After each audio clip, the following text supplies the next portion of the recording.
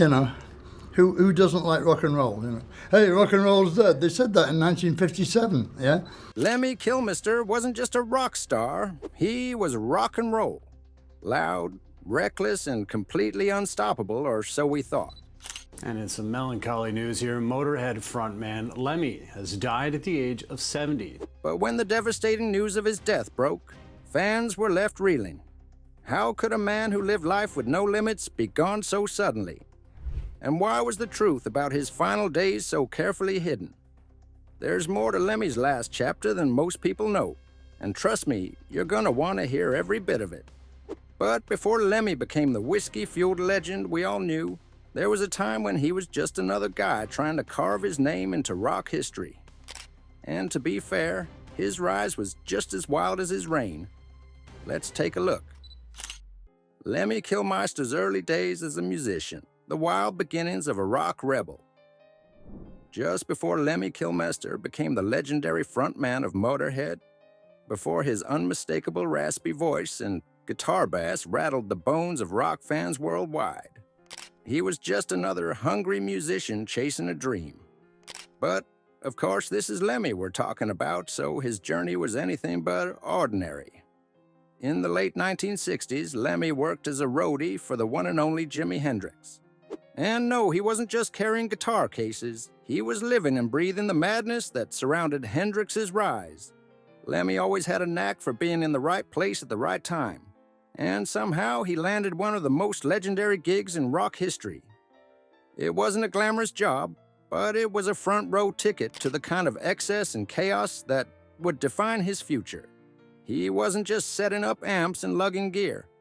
He was soaking in the wild energy, watching Hendrix push music to its limits, and, of course, picking up a thing or two about life on the road.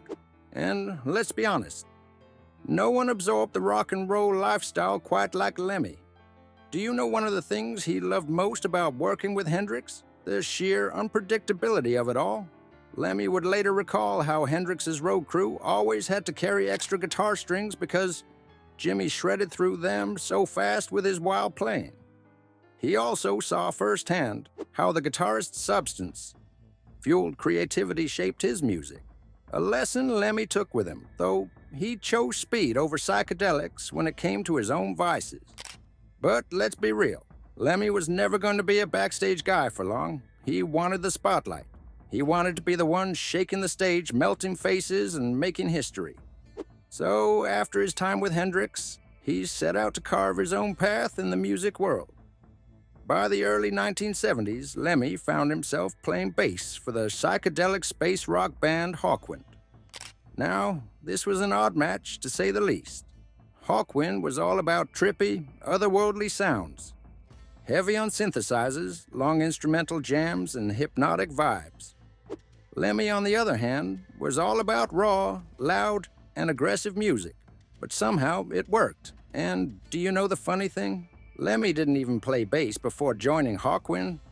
He was a guitarist, but when the band needed a bassist, he just picked one up and figured it out on the spot. Classic Lemmy. Instead of playing like a traditional bassist, he attacked the instrument like a guitarist. Fast, loud, and full of distortion. That aggressive, in-your-face style would later become a signature part of Motorhead's sound. During his time with Hawkwind, Lemmy helped shape some of their biggest songs, including Silver Machine, which became a surprise hit in 1972. His gruff, rebellious energy added a raw edge to the band's cosmic, trippy sound. But let's be honest, Lemmy was never meant to stay in a band like Hawkwind for long. The real trouble came in 1975 when Lemmy was arrested at the Canadian border for substance possession. He always joked that the police had the wrong charge. He was caught for speed, but they charged him for cocaine. Either way, the band had had enough. Lemmy was fired, and just like that, his time in Hawkwind was over. If they thought kicking him out would slow him down, they had another thing coming. Because in true Lemmy fashion, he didn't sit around feeling sorry for himself. He did what he did best. He formed a new band, one that would change rock forever. The birth of Motorhead. How Lemmy Kilmister created a rock revolution. Lemmy Kilmister wasn't the kind of guy to sit around licking his wounds. After getting kicked out of Hawkwind in 1975, he wasted no time plotting his next move. He wanted a band that was loud, fast, and unapologetically raw, a sound that would punch people right in the face. And that's exactly what he built. Lemmy knew one thing for sure. His next band wouldn't be anything like his last. Hawkwind's music was spacey and experimental, full of psychedelic sounds and long, meandering songs. Lemmy was done with that. He wanted something stripped down, aggressive, and mean. Music that grabbed you by the throat. At first, he had an entirely different name in mind. His original plan was to call the band Bastard. Typical Lemmy move. But his manager at the time, Doug Smith, pointed out a slight problem. A band called Bastard probably wasn't going to get much radio play. Lemmy, always pragmatic despite his devil-may-care attitude, agreed. Instead, he went with Motorhead, named after a song he had written during his Hawkwind days.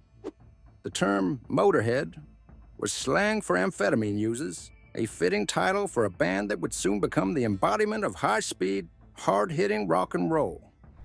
With a vision in mind, Lemmy set out to build his band. The first musician he recruited was guitarist Larry Wallace, formerly of the Pink Fairies. Then came drummer Lucas Fox. The three of them formed the original Motorhead lineup, but as with most early bands, things didn't go as smoothly as planned. Their first attempt at recording, under United Artists, was a disaster.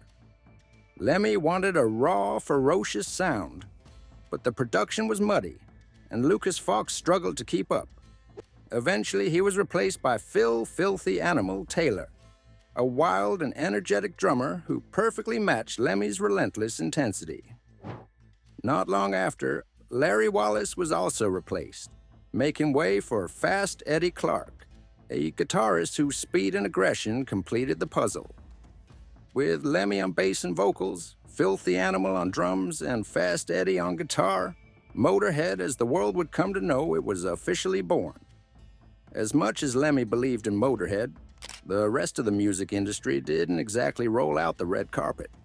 At the time, punk was on the rise, and record labels weren't particularly interested in a band that blended the intensity of punk with the heaviness of metal. They played grimy clubs, often to half-empty rooms. Nobody wanted to sign them. Nobody believed in them. But Lemmy, he didn't give a damn. He kept pushing forward, playing louder and harder every night, determined to prove that Motorhead was something different, something people couldn't ignore. I treat people the best I can treat them. I'm an honest man. I'm an honourable man. And that's how I do it. Their luck finally turned in 1977 when Chiswick Records gave them a shot. They recorded their self-titled debut album in just 2 days. It wasn't a commercial breakthrough, but it was a statement, a declaration that Motorhead had arrived. By 1980, Motorhead was no longer just another struggling band.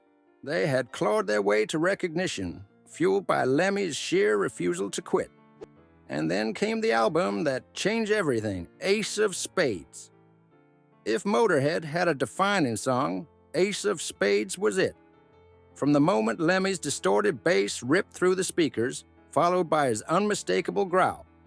If you like to gamble, I tell you I'm your man. Rock history was made. The song was an explosion of speed and attitude, and it instantly became their anthem. The Ace of Spades album wasn't just about one song, though. Tracks like The Hammer and We Are the Road Crew cemented the band's reputation for relentless, hard-driving rock. It was a middle finger to the polished, radio-friendly rock that was dominating the charts at the time. This was music made for outlaws, misfits, and anyone who wanted something raw and real. Their momentum only grew with 1981's No Sleep Till Hammersmith, a live album that captured the pure chaos of a Motorhead show. It debuted at #1 on the UK Albums Chart, proving that the world had finally caught up with Lemmy's vision. Motorhead didn't fit neatly into any one genre. They were too fast for traditional metal, but too heavy for punk. And that's exactly what made them so influential. On the metal side, bands like Metallica, Slayer, and Megadeth have all cited Motorhead as a key influence. Their breakneck speed and no-frills aggression helped lay the groundwork for thrash metal. Without Motorhead, metal might not have evolved into the brutal force it became in the 80s and beyond. On the punk side, Motorhead embodied everything punk stood for: DIY ethics, anti-establishment attitude, and raw, unapologetic energy. Bands like The Damned and the Ramones saw Motorhead as kindred spirits, and their music blurred the lines between punk and metal in a way that had never been done before. Lemmy never set out to create a movement. He just wanted to play music his way, loud, fast, and without compromise. But in doing so, he built something much bigger than a band. Motorhead wasn't just about the music. It was about an attitude. It was about standing your ground, refusing to bow to trends, and doing things your own way no matter what. From the underground clubs of the 70s to the biggest stages in the world, Lemmy Kilmister carved out a legacy that can never be replaced. Motorhead wasn't just a band, it was a revolution. And as long as there are people who crave music with guts, attitude, and power, Motorhead's thunderous roar will never fade. Well, let's not pretend that Lemmy's journey was all about the music. Oh no, the man had a talent for stirring up chaos just as much as he did for making legendary riffs. From wild accusations to unapologetic opinions, his name was never far from scandal. Lemmy unfiltered, controversy and criticism. Lemmy Kilmister was never one to bite his tongue, and that's exactly why he found himself in the middle of so many controversies throughout his career. He was the very definition of a rock and roll outlaw. Lemmy was one of the primary reasons it existed at all, and it was forever grateful for his inspiration. Unapologetic, blunt, and always ready to ruffle some feathers. And if anyone had a problem with it, well, that was their problem, not his. Of all the things Lemmy was criticized for, nothing sparked more outrage than his massive collection of Nazi memorabilia. His home was practically a mini-museum, filled with medals, uniforms, and various artifacts from the Third Reich. The moment people got wind of it, the backlash was immediate. Some accused him of being a Nazi sympathizer, while others questioned what kind of message he was sending to his fans. But Lemmy never backed down from the controversy. In his defense, he stated that it was just a history buff. According to Lemmy, his fascination with World War II had nothing to do with politics or ideology. He claimed he simply admired the aesthetic of the uniforms, the strategy of warfare, and the sheer magnitude of history that came with it. The bad guys always had the best stuff, he once said, referring to the intimidating design of Nazi uniforms. It was a classic Lemmy response, blunt, unapologetic, and guaranteed to stir the pot even more. But no matter how many times he explained himself, the controversy never really died down. Critics couldn't separate the memorabilia from the ideology it represented, and for many it was a line that simply shouldn't be crossed. The fact that Lemmy had once worn an Iron Cross necklace on stage only fueled the fire. To some, it was just another example of him pushing boundaries for the sake of rebellion. To others, it was deeply offensive. Despite the backlash, Lemmy never let public opinion dictate his interests. He continued collecting and even compared his hobby to people who collect Napoleonic or Civil War artifacts. If you thought Lemmy's memorabilia collection was controversial, wait until you hear what he had to say about modern rock and metal. Lemmy was never a fan of sugarcoating anything. And when it came to music, he had some strong opinions, especially about the rise of NU metal. Bands like Limp Bizkit, Slipknot, and Tool became massive in the late 90s and early 2000s, but Lemmy wasn't impressed. In fact, he dismissed the entire movement as a passing fad that lacked real substance. He was particularly critical of Limp Bizkit, saying their music was uninspired and artificial. He saw nu metal as more about fashion and attitude than actual talent, and for a guy who had spent his entire life dedicated to raw, unfiltered rock and roll, that was unacceptable. Lemmy didn't care for the rap-rock fusion, the angsty lyrics, or the heavily produced sound that dominated the genre. He thought it was all gimmicks and no soul. And then there was Slipknot, a band known for their masked personas, aggressive sound, and theatrical performances. While Slipknot had legions of dedicated fans, Lemmy wasn't one of them. He openly mocked their image, questioning why a metal band needed to wear masks in the first place. To him, it felt more like a marketing strategy than an authentic musical movement. Even Tool, a band known for their technical skill and deep, thought-provoking lyrics, wasn't spared from Lemmy's sharp tongue. While many fans and critics praised Tool for their complexity, Lemmy didn't buy into the hype. He saw their music as overly pretentious and unnecessarily complicated, far removed from the raw, in-your-face energy that he believed rock should have. Lemmy's philosophy on music was simple: keep it real. He hated the idea of overproduced, image-obsessed rock stars who cared more about trends than the music itself. For him, rock and roll wasn't supposed to be polished or perfect. It was supposed to be raw, messy, and full of attitude. He admired bands that stuck to their roots and played with passion rather than trying to cater to the mainstream. As unstoppable as he seemed, even Lemmy couldn't outrun time. His legendary lifestyle finally caught up with him. And in his final days, the rock god faced a battle he couldn't win. The man who cheated death for decades. If there was ever a musician who seemed truly indestructible, it was Lemmy Kilmister. While other rock stars of his era either burned out, cleaned up, or succumbed to their excesses, Lemmy just kept going, like some immortal outlaw of rock and roll. His lifestyle was the kind that doctors warn will cause you a tragic loss before age 40. Yet somehow he defied the odds for decades. He drank, he smoked, he did amphetamines, and still, he stood on stage, playing louder and faster than anyone else. But even the hardest metal wears down over time. And Lemmy's final years proved that not even he could cheat death forever. Lemmy's reputation as a drinker was the stuff of legend. For years, he drank a bottle of Jack Daniels every single day, a habit that started in the early 70s and didn't stop until doctors finally stepped in. But here's the thing. When medical professionals told him to cut out whiskey for the sake of his health, he didn't quit drinking. Instead, he switched to vodka, claiming it was the healthier option. It was classic Lemmy. He lived life by his own rules, even when his body started waving red flags. Everybody probably has a different experience of it anyway. It attacks a different part of the body or something, I don't know.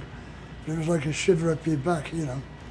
Beyond the alcohol, he was also a lifelong smoker, going through multiple packs a day.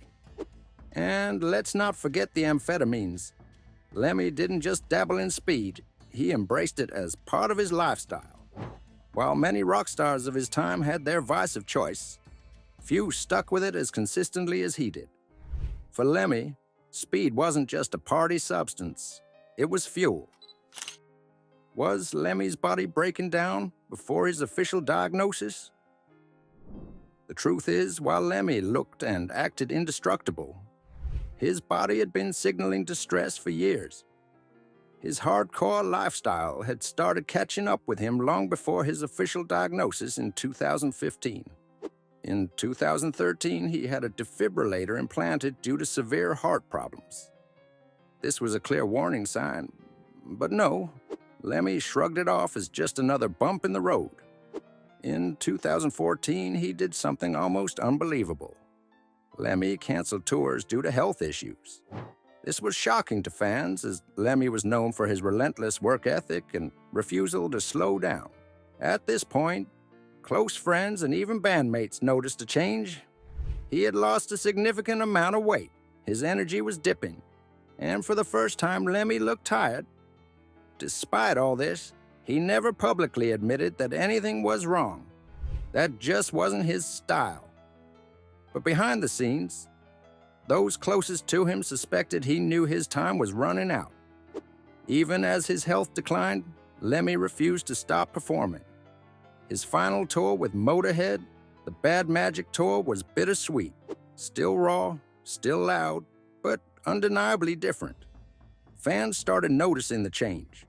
Lemmy's legendary stage presence wasn't what it used to be. He looked frail, sometimes out of breath, and at moments his hands trembled as he played his bass. Despite his struggles, he pushed through. He was a fighter, after all. No one expected him to just walk away from the stage.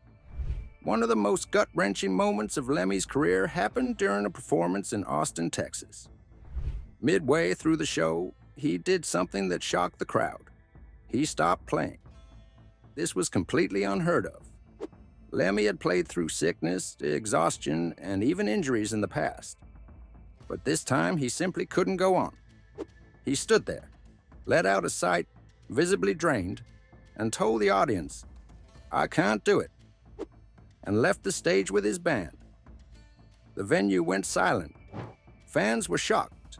Many assumed it was just a bad night, that he'd bounce back. No one knew that this was a sign of the end. Lemmy Kilmister's final performance took place on December 11, 2015, in Berlin. It was a farewell no one realized was happening.